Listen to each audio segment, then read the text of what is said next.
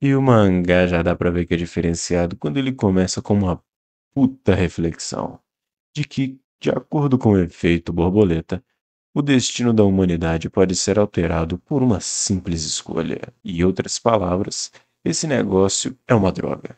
Pelo menos pro nosso prota, que até agora fez várias escolhas que se arrependia. Então alguém bate na porta do nosso prota o chamando de querido. E enquanto a sua alma arrepiava, a voz perguntava se ele estava lá dentro. E continuou dizendo que sabia que ele estava lá e era melhor ele abrir a porta. E havia perguntado à responsável do alojamento Ofélia, e ela disse que o nosso prota não tinha nenhuma aula programada para o dia. E a voz o perguntava se ele iria ignorá-la até o fim. Enquanto isso, nosso prota pra lá de puto pensava que não existia um stalker pior que ela. Agora eu quero conhecer quem é a doce donzela. Ao que a pessoa responde que tudo bem, que ela então iria fazer o seu próprio caminho enquanto enfiava a espada bem na porta. Enquanto nosso prota pensava que essa mulher era maluca, ele tenta argumentar dizendo que era contra as regras e que a presidente do conselho estudantil é quem aplica as punições quando alguém quebra as regras. E a voz responde dizendo que, infelizmente para ele, ela era a presidente do conselho estudantil. Rapaz! E ela o pergunta do porquê ele estará evitando. E que, para ser exata, já foram 32 vezes. E o nosso protapasmo pergunta se ela estava realmente contando. Meu querido, mulher conta até quando você tá certo, imagina quando você tá errado. Então a presidente do conselho faz uma pergunta derradeira para o nosso querido prota Down Crumble.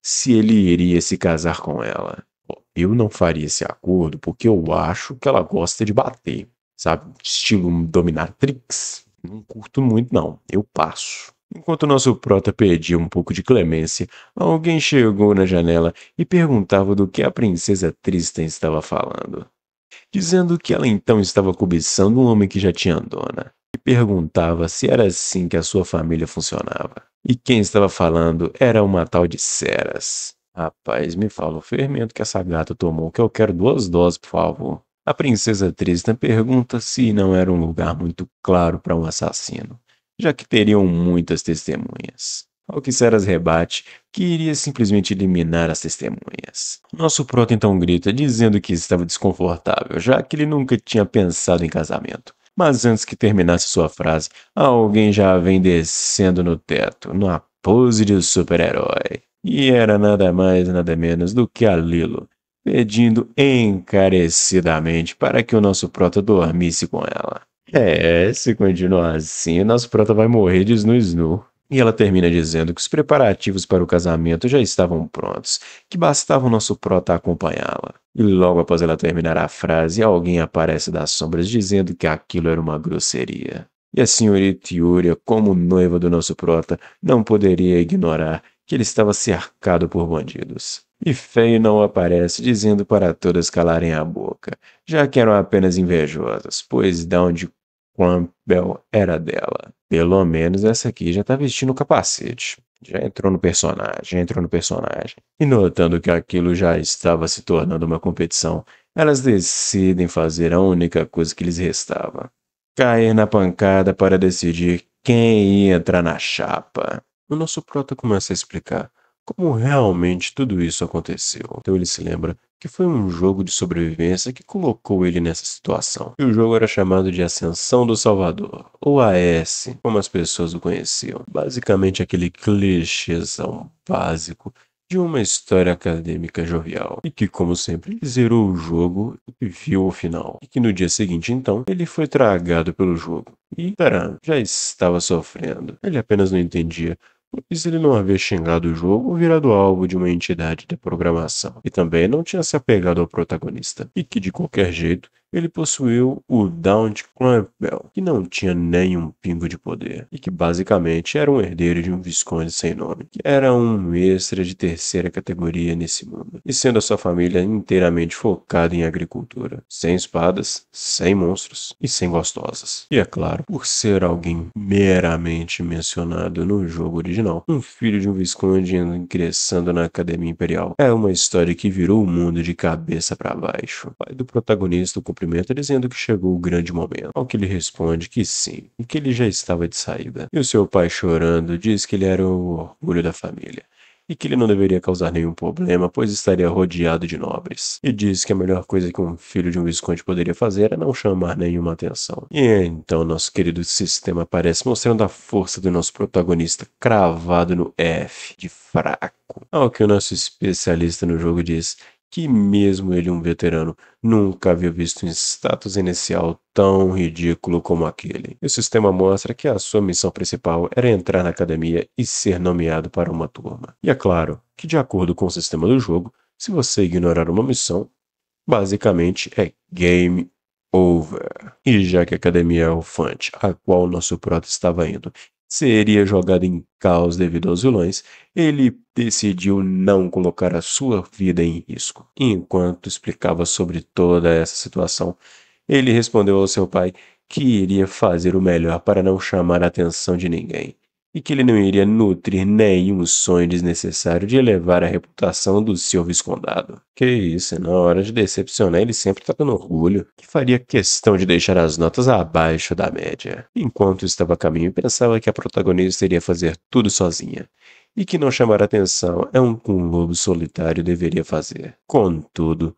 a sua vida acadêmica já começa sentando no mesmo vagão que ela. A braba, aquela que possui uma montanha de cadáveres aos seus pés, conhecida como a Sanguinária, Eonore Elinarize Latristam. Rapaz, o nome da mulher é um trava-língua, Deus me livre. E ela não é nada mais nada menos do que o boss final daquele mundo. E enquanto se borrava de medo, pensava que nos cenários ela e a protagonista sempre acabavam brigando, e a sanidade mental dela foi para onde Judas perdeu as botas, fazendo com que a existência adormecida de um demônio cinza devorasse o corpo de Honore, e a transforma num boss final que ninguém menos do que a protagonista poderia lutar contra ela. Ela é muito pica para quem não tem pica. Entendi. Faz sentido, tô compreendendo. E enquanto ela fazia a sua leitura, perguntou se o nosso prótese estava bem e se ele queria a presença de um médico. Ao que ele responde que estava tudo ótimo, e comenta que o ducado de Tristan parece estar bastante preocupado com a sua imagem. E Honório responde, lamentando por lhe deixar preocupado, que a sua presença ali era basicamente para mostrar que a sua família era acessível, sendo uma família de nobres de alto ranking, e termina dizendo que todos que viajam com ela fazem a mesma expressão. Contudo, nosso prota estava viajando na beleza da mulher, comentando que ela era diferente de como ele se lembrava, e que as palavras-chave para descrever a mulher à sua frente eram meritocrática, perfeccionista e audaciosa. E o que ele não entendia, o que era aquele lado sensitivo que ela estava mostrando. E ela, notando o seu silêncio, perguntou por que ele não estava respondendo. Ao que ele responde que não era nada, apenas que ela era inesperadamente gentil. Então ela o pergunta se havia alguns boatos ruins sobre ela, ou se eles já haviam se encontrado antes. Ao que nosso prota, com um pouquinho de freada na cueca, responde que apenas ouviu que ela é bem perigosa. Ainda bem desinteressada, ela responde que ele é apenas uma pessoa bem estranha. E o nosso prota, que já estava quase pisando do outro lado, responde que ele realmente escutava isso direto, enquanto se esforçava para não se envolver, preferindo ficar quieto e observar a paisagem maravilhosa que estava passando, e a pedra que estava indo ao seu encontro. E antes que o meteoro de Pegasus o atingisse, ele vai para cima da presidente do conselho estudantil. E então o impacto acontece, levando o vagão inteiro para a casa do chapéu. E é claro, o nosso prota, como um bom analista, foi para cima da presidente do conselho estudantil, já que ela estava com um amuleto de proteção, já que ele não sobreviveria a tal impacto, tendo seus status todos no nível mais fraco. Passada a explosão, ela pergunta se ele estava bem, ao que ele responde que sim, então ela pede para ele sair de cima, já que ele era um pouco pesado. Bobo nada. é nada. E enquanto ele tentava se desculpar pela atitude, ela responde antecipadamente, dizendo que não tinha nada a ver, já que ele tinha feito isso para a salvar. E diz que é a primeira vez que um homem se aproxima dela tão diretamente, o agradecendo e entendendo as suas intenções de desculpas. Ainda com um pouco de peça dura, ele responde que apenas se aproximou para se beneficiar da armadura. A líder estudantil então pergunta qual era o seu nome, e antes de dizer, ele pensa que se responder a tal pergunta, ele vai se encontrar com ela frequentemente. Contudo, mesmo receoso, ele ainda decide falar, e responde que era Dawn Campbell, e ela responde que não iria se esquecer e que iria lhe recompensar mais tarde. Recompensa. Muitas recompensas. E então o sistema responde que a vilã ficou interessada no nosso protagonista e que as condições para o presente especial foram atendidas, e que ele obteve a sobrevivência desesperada e charme mortal. E depois de todo aquele alvoroço, o nosso prota começa a ser tratado pelo médico, e após o tratamento, ele chega de carroça na academia. E no caminho, ele começa a refletir sobre as suas habilidades, já que a atração predestinada basicamente lhe dá recompensas por pessoas malignas com interesse nele. E então ele entende da sua habilidade de continuar dormente até aquele momento, já que no Viscondado ele apenas tinha felicidade, paz e tranquilidade, sendo a sobrevivência desesperada um aumento de status de acordo com o perigo que estava passando, e o charme mortal sendo mais fácil de obter interesse daqueles com características malignas. E após ler essa habilidade, ele começa a refletir em todos os personagens que tinham essas características, e que o pessoal era basicamente um pé no saco. Mas então o nosso prota se acalma, pensando que agora o importante era pegar as habilidades para o ajudar a sobreviver. E o doutor, vendo ele falar sozinho, pensa que ele estava precisando de outra avaliação psicológica. Ok, o nosso querido Dawn Campbell responde que estava tudo em cima. Então ele desce da carruagem e parte para a sua grande jornada. E enquanto o orador falava e falava e falava ao microfone, nosso prota refletia da conversa que ele teve com o médico. E o médico comenta que ele também era um ex-aluno daquela escola, e que também veio de uma família nobre sem nenhum nome. E o pergunta se ele achava que foi uma coincidência eles mirarem o pedregulho logo no seu vagão. E responde que o ducado de Tristan tinha muitos inimigos, e que seria melhor para ele evitar ficar perto daquela mulher. E o nosso prota pensa que é apenas balela, já que ele já estava envolvido com ela mesmo que ele não queira, já que naquela academia cheia de difamação, não lhe surpreendia que ela seja a candidata à boss final. Então ele ouve alguém gritando seu nome, ou perguntando do porquê ele estava no mundo da lua, comentando que todos formaram duplas de treino, exceto ele. Nosso prota, vendo que estava perdido, lembra que a avaliação prática começava logo após a palestra. E o rapaz que estava o chamando diz que o seu oponente foi automaticamente decidido. E é claro, nosso prota, que não é bobo, pensa que se todo mundo já escolheu seus oponentes, a última pessoa a ser escolhida com certeza era mais forte. E ela já aproveita para vir lhe cumprimentar. Rapaz, eu vou gostar dessa obra demais da conta. Nossa, que autor maravilhoso. Sendo ela Elia Crixanax, a melhor gênia do mundo, já que no futuro ela irá se tornar a salvadora. E o nosso prota, notando quem era a sua oponente, já fica com seu orifício trancado para o Wi-Fi. E enquanto o nosso prota estava cagando nas calças com medo de tomar uma coça, na sala de direção, alguém que parecia ser a diretora se perguntava onde estava a senhorita Tristan. Então ela abre a porta e já chega toda ensanguentada. Rapaz, essa vestimenta escolar é um pouco diferenciada, né? E ela já vai logo perguntando onde é que a Lori tinha se metido. E ela simplesmente responde que estava resolvendo algumas coisas. Olha de pescotapo da mina, filho. Está doido. E então a superiora já pede um momento a sós para conversar com ela. E a sua primeira pergunta é quantos haviam morrido.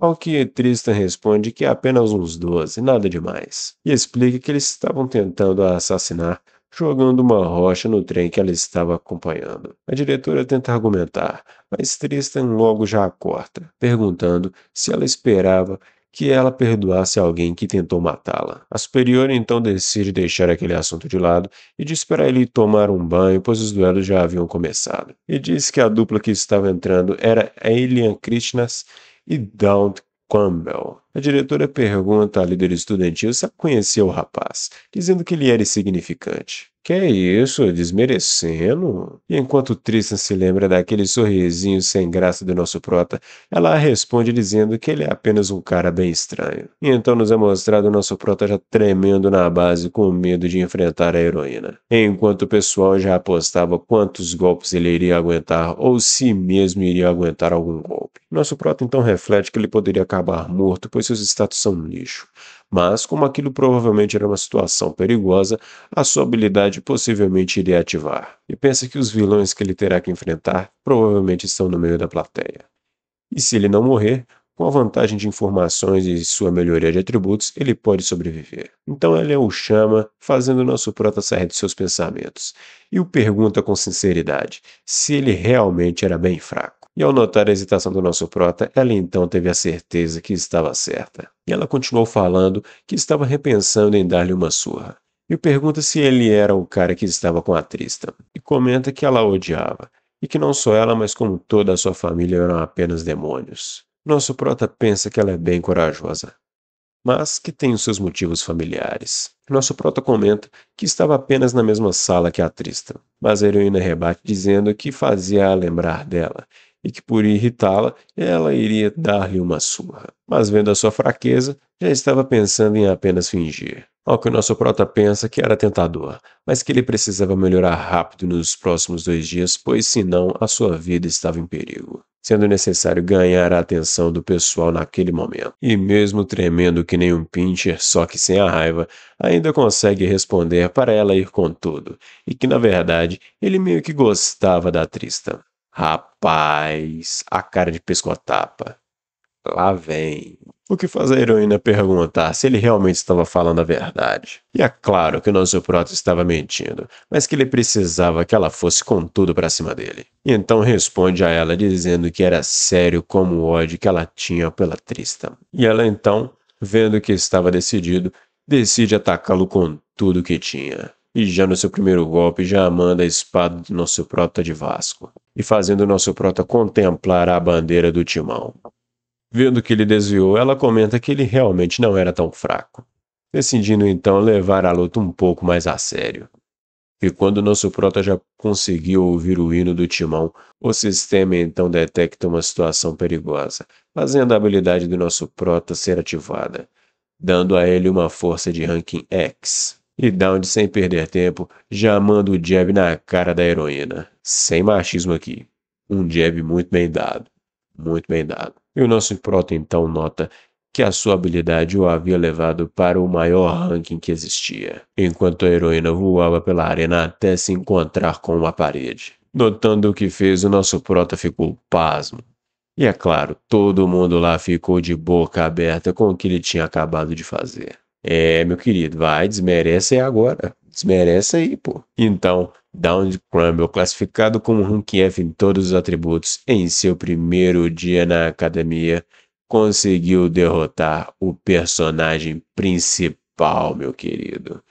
Chupa! Nossa, vai ficar dodói da cabeça, coitada. Os professores reunidos já estavam pensando que a primeira possibilidade é que Crumble fraudou o exame de proficiência, enquanto eles acompanhavam o VAR do golpe do nosso prota. E um dos professores comenta que o nosso prota não possuía força alguma antes do duelo, mas que aquele golpe definitivamente foi real. Ninguém dentro de Elefante conseguiria receber aquele golpe, incluindo ele. Contudo, as chances dele derrotar a potencial futura guerreira era nula, mas que provavelmente através de alguma substância ele conseguiu de alguma forma temporariamente um poder absurdo. E, claro, a outra possibilidade seria ele ser um monstro incrivelmente genial. Outra professora comenta que seria difícil aceitar a sua vitória, já que o Margrave Kindred, o patrocinador de ele, não iria aceitar calado. Deixar um estudante como ele sucumbir seria uma grande perda para a academia, e que seria melhor eles observarem, pois mais para frente eles viriam ver se realmente ele era uma fraude. O prof de cicatriz pergunta o que ela queria dizer com aquilo, ao que ela responde que aquele ano entraram muitas pessoas interessantes na academia, e que aquele estudante, se realmente fosse tão especial, ele iria conseguir desempenhar um ótimo papel. E lendo as últimas notícias do jornal, o nosso prota se perguntava do porquê deles estarem postando a mesma coisa todos os dias.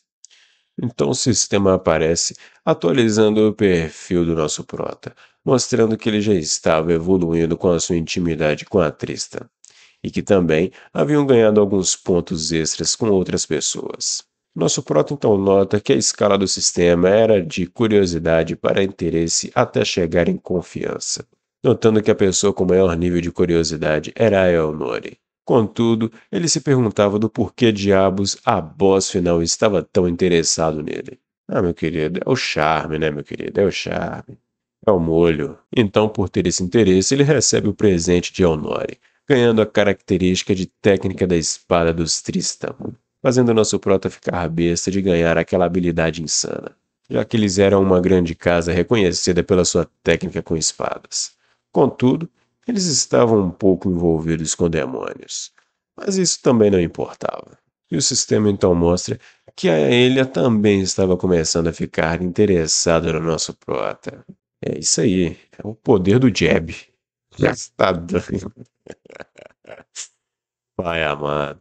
Nosso prota se pergunta do porquê ela está lá, já que ele deveria ganhar recompensas apenas dos vilões. E enquanto averiguava, ele ouve uma batida na porta. E a pessoa do lado de fora pergunta se aquele era o quarto do nosso prota. Ele para escutar e nota que a pessoa que estava falando era a Elia Krikchanax. E ele decide ficar quieto, torcendo para que ela fosse embora. Contudo, ela responde dizendo que já sabia que ele estava lá, e que se ele não respondesse, iria derrubar a porta, obrigando então o nosso prota a responder de lá de dentro. Então ela pede para ele encarecidamente abrir a porta, pois ela tinha algo a lhe dizer. Nosso prota, que não é bobo nem nada, já pergunta o que ela queria falar. Ela então decide abrir o jogo e diz que é apenas um papinho, para eles se conhecerem melhor. Ah, minha querida, você quer dar, você fala. O capítulo já começa mostrando ela saindo frustrada da porta do nosso prota, já que ele tinha negado seu pedido de amizade, e refletia que não sabia como se tornar amiga de um homem. E quando menos se espera, ela tromba com nada mais, ninguém menos, do que a nossa queridíssima Elnori Tristan, fazendo com que ela lembrasse da sua infância e dos acontecimentos que lhe haviam sucedido. Elas então se encaram, e Elia pensa se ela seria capaz de derrotar Tristram naquele seu estado atual. E enquanto ela pensava em atacar, Elnori simplesmente lhe deu a mão para que ela conseguisse se levantar, fazendo ela se perguntar se ela não tinha visto as suas intenções. Mas não era nada disso.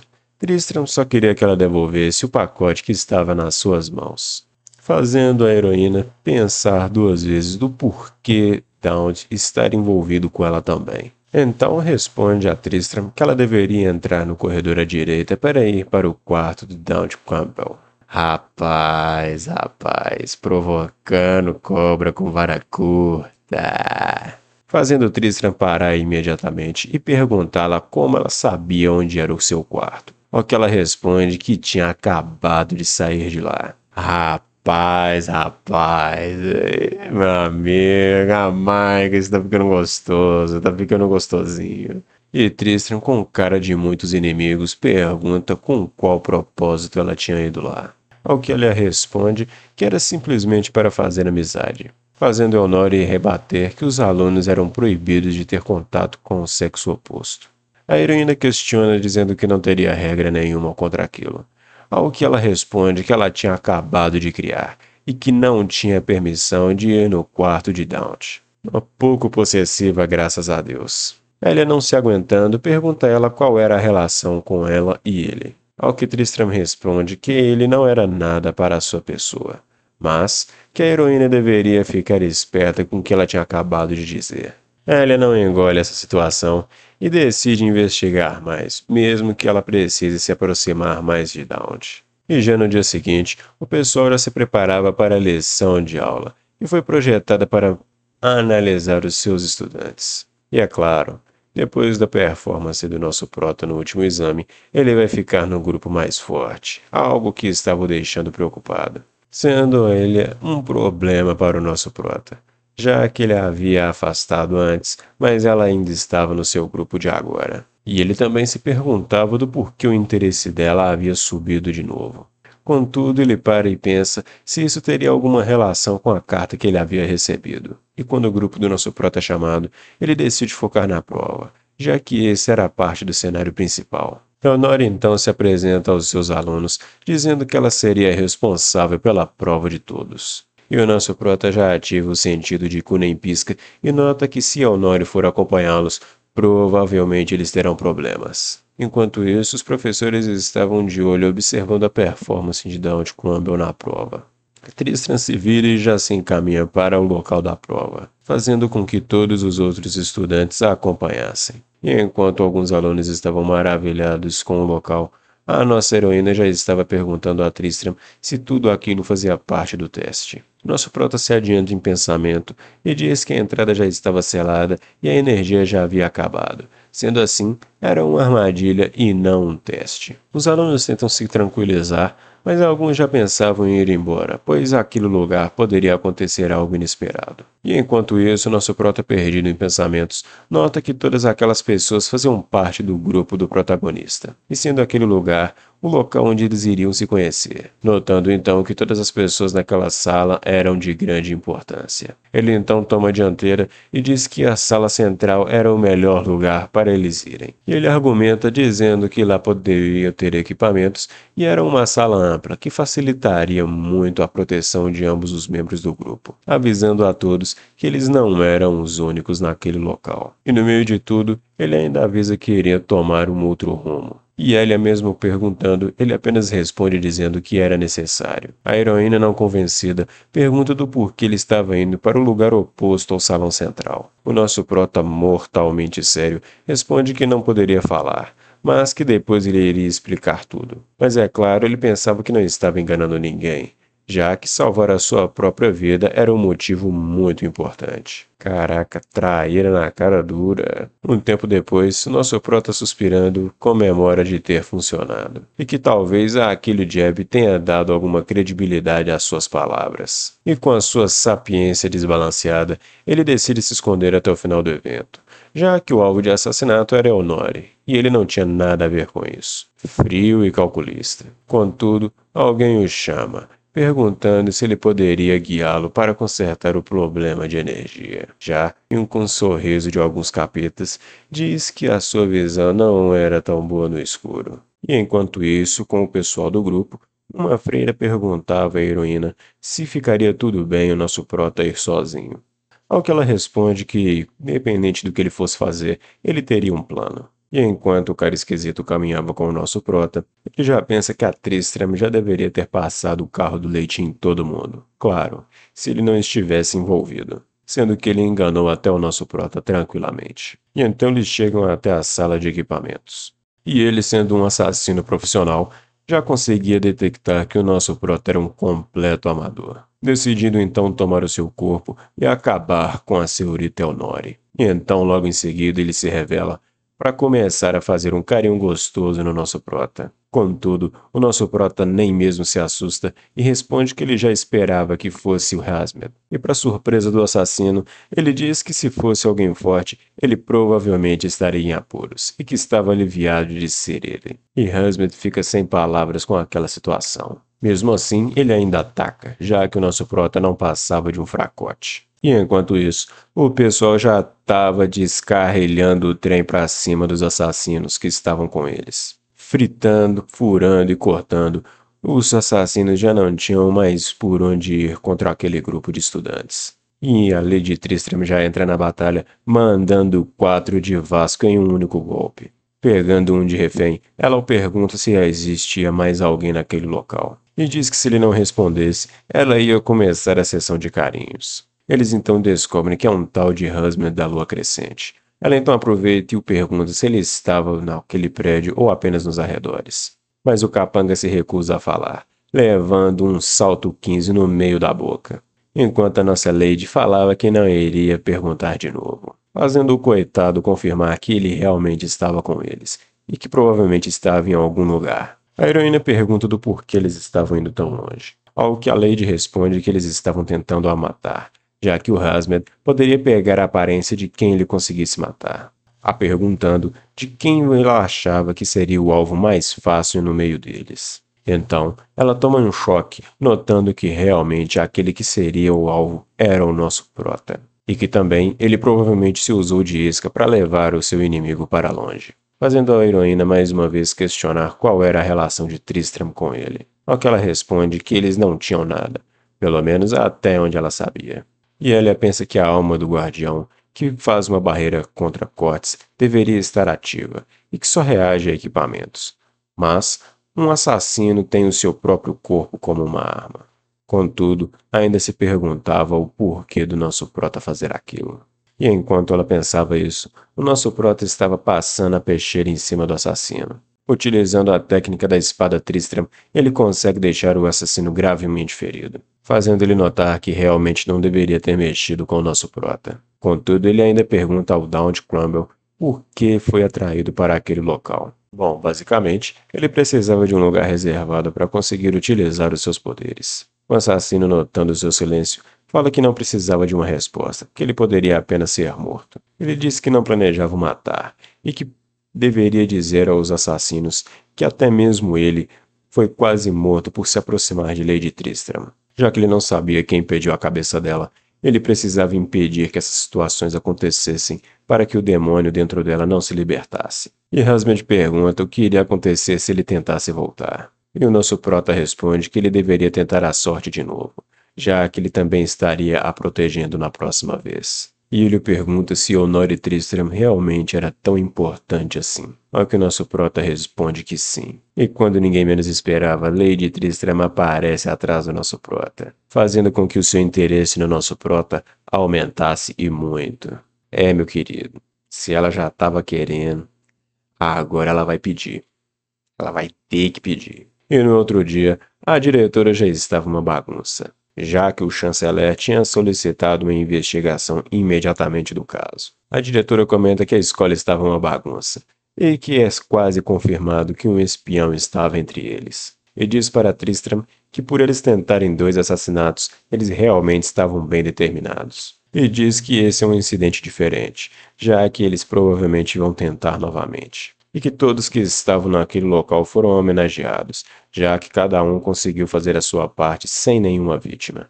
Mas que o problema de tudo era Daunt Crumble, já que ele não tinha registro de reconhecimento e que não havia razão para tê-lo. E era como se ele estivesse tentando propositalmente ficar longe da vista da equipe acadêmica. E a diretora, notando que Tristram estava para lá desse mundo, já joga nela o seu tinteiro, aproveitando para perguntá-la do porquê dele estar viajando no mundo da lua. Lady Tristram pergunta o que ela queria dizer com isso. Rapaz, saúde, graças a Deus. Que saúde. E a diretora diz que ela esteve desligada o tempo todo, e que se ela não conseguisse falar, ela não poderia ajudar. Então a líder estudantil responde que ele estava começando a se interessar por alguém. A moça toma um susto e já pergunta quem era o Felizardo. Ao que Tristram responde que ela havia acabado de citar o seu nome. Não tem como, né? O homem é uma máquina. A diretora fica besta a perguntando se ela realmente gostava daquele caipira. Honori responde que ela não falou isso ainda, fazendo a diretora falar que se o arquiduque descobrisse o que ele iria fazer naquela situação. Tristram responde que ele provavelmente ficaria maluco, mas que ela ainda não foi conquistada. Ah, tá. Sei. Contudo, a moça ainda comenta que, independente do que ele fez, ela deveria ficar desconfiada, já que ela é a Lady da Casa Tristram. Ao que ela responde que é verdade, mas que isso se resolveria com um teste. E então nosso prota recebe uma cartinha maravilhosa, dizendo que, infelizmente, eles não foram capazes de informar a sua sala, e que a equipe acadêmica estava no meio de um projeto para obter resultados, fazendo com que ele esperasse por notícias no futuro. Mas o nosso prota não queria esperar. Ele só queria ser jogado em qualquer sala e ser esquecido. Ele pensava que, se embora fosse seguir regras, ele precisava ficar no grupo de aula especial. Então o sistema o avisa que agora teria uma nova missão, e iria ocorrer na cerimônia de recepção dos calouros, sendo essa o momento em que é definida a classe do protagonista, sendo arqueiro, mago, guerreiro, sacerdote e por aí vai. E como a Elian usa uma espada, ele também decide usar um conjunto focado em força. Dessa forma, ele iria acabar com um equipamento exclusivo que combinasse com isso. Contudo, seu único problema é que tanto Tristram quanto a Elia iriam participar desses eventos.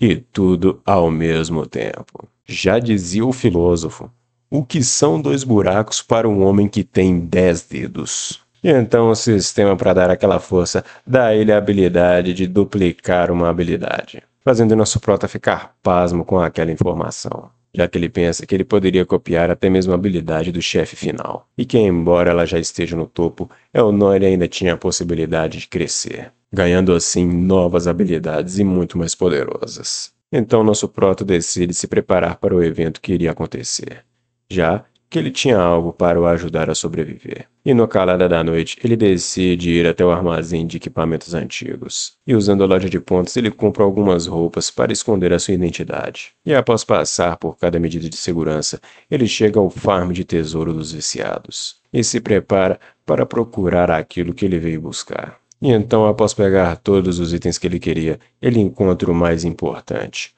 O Pico da Divindade, um incensário contendo o poder antigo de 1000 anos. Mas assim que ele retira o incensário do lugar que estava, algo começa a brilhar no meio daquela muquifa. E então, após toda aquela confusão, uma donzela cai nos braços do nosso prota. E não era nada mais nada menos do que Yuria Greyhawker, ou o chefão do capítulo 2, a deusa da espada amaldiçoada, fazendo nosso prota se lembrar que o item que ele acabou de pegar era originalmente dela, e que então fazia sentido ela estar na área. E ela, sem perder tempo, já pula dos braços do nosso prota com aquela sede de sangue, fazendo com que o sistema detectasse o perigo mortal, ativando a habilidade de sobrevivência do nosso prota. Ele tenta ainda dar um papinho, mas a moça não estava muito afim e já tenta lançar a peixeira na garganta do Daunt. E a Yuria estava com sangue e inolência nos olhos, já que estava fazendo de tudo para matar o nosso prota. Ele tenta argumentar dizendo que era apenas um mal-entendido, e que ele não estava planejando nada de estranho enquanto ela dormia. Mas ela caga e anda para isso, e continua descendo a peixeira para cima do nosso prota, o obrigando a fazer de tudo para conseguir desviar, e que felizmente ele sabia o que precisava ser feito para não ser atingido. E quando a Yuria já lança a sua espada, ela para a centímetros da cabeça do nosso prota. Rapaz, a cueca desse prota deve estar até pesada. E o nosso prota explica que qualquer pessoa dentro de uma área de 3,5 passos seria completamente derrotado, mas que fora dessa área ela não poderia fazer nada, e que também não poderia se aproximar do oponente por vontade própria, sendo esse o mecanismo da maldição que ela carregava. Yuri então o pergunta se ele poderia dar um passo à frente, fazendo o Daunt Crumble perguntar se ela estava querendo fazer salada dele, ao que ela prontamente responde que sim, e com molho inglês. Nosso prota então decide que não tem como fugir, contudo ele lembra que aquela área era pessoal dela, já que ela precisava ser isolada de todo o mundo e mesmo o corpo docente não ia lá com frequência. E ele decide fazer uma arriscada proposta, oferecendo a ela um biscoito de recuperação de vitalidade. E ela, um pouco puta, responde que não vai cair nessa, e se ele queria subordiná-la com um truque de comida. E sem perder tempo, o nosso prota já lança o biscoitinho e ela cai que nem um cachorro. Yuri então decide pensar que a invasão do nosso prota foi apenas um erro. Bendito biscoito, hein, meu querido? Bendito biscoito. E ela o pergunta do porquê ele estar lá e quem era ele. A verdadeira razão é que ele queria levar até as calcinhas da coitada. Mas como ele não podia dizer isso, dá um migué dizendo que alguém o mandou para alimentá-la, e que alguém que ele conhece o pediu para cuidar dela. Ela, na dúvida, o pergunta quem era essa pessoa, e ele prefere deixar as coisas como estão, já que não tem como ele encontrar a Yuria tão cedo no jogo. Ele então responde que ela não deveria se preocupar, pois a sua irmã está indo muito bem no Império Sagrado, e que ela deveria ficar quieta por enquanto. Contudo, o Imperador não iria ligar para elas por um bom tempo. Prota reflete que a Yuria originalmente era do Império Sagrado. Contudo, por ser receptáculo de um item amaldiçoado, esse mesmo Império a forçou a ficar escondida. Então ela deveria ter passado por maus bocados, levando nosso prota a comentar do único parente que ela ainda possuía. No outro dia, Os alunos já estavam tendo uma aula em cima de uma colina, enquanto uma das professoras estava os ensinando sobre a escolha das suas disciplinas e que eles deveriam escolher apenas uma. Um aluno então pergunta se a associação tribal compartilhava dos mesmos súditos que o Império Sagrado. Ela então responde que sim, que eles ensinavam as mesmas coisas que a fornalha da batalha e o grande templo. Logo, eles não deveriam nem mesmo pensar em pedir transferência. Então, ela parte para explicar mais sobre as disciplinas principais, enquanto nosso prota pensava que era basicamente o tutorial para informações do mundo, mas que ele não poderia simplesmente pular, senão o esforço até agora seria inútil. Outro aluno pergunta à professora Ofélia se essa era a famosa zona vazia. Ela diz que sim, e que ela é uma área restrita, que eles serão punidos se forem lá. Contudo, nosso prota estava com a zona vazia em seus pensamentos, sendo aquele lugar o que sobrou da guerra entre o céu e o inferno, onde o arauto do divino e seus guerreiros que receberam o seu poder conseguiram prender os demônios. Sendo essa uma história que já faziam centenas de anos, e que assim nasceram os conflitos entre a energia da morte e o divino, sendo essa área de suma importância caso os demônios se libertem, fazendo com que os três reinos criassem um triângulo dourado para ficar de olho nas coisas. Outro aluno pergunta se eles poderiam dar uma olhada mais de perto, ao que a professora, ainda relutante, pensa que é perto da barreira ainda seria permitido. Nosso prota então decide qual é o seu próximo plano que ele teria que executar, já que os anjos, que são conhecidos por virar montanhas e secar oceanos, e os serafins, um nível acima deles, criaram aquela barreira protetora, fazendo com que a academia conseguisse existir mesmo perto daquela área perigosa. Dawn chega na professora e pergunta se ele pode comer um pouco mais distante, pois ele estava um pouco desconfortável. Ela decide permitir, mas o avisa para não ir muito longe ou se meter em problemas. E enquanto isso, alguns colegas de classe estavam descontentes com a atenção que o nosso prota estava recebendo. Um pouco mais tarde, as preparações já estavam concluídas para fazer a urucubaca que o nosso prota estava querendo, sendo um ultimato divino portátil. Ele começa a abrir um portal para outra dimensão, permitindo então alcançar outros seres, em que pessoas normais nem poderiam sonhar em alcançar.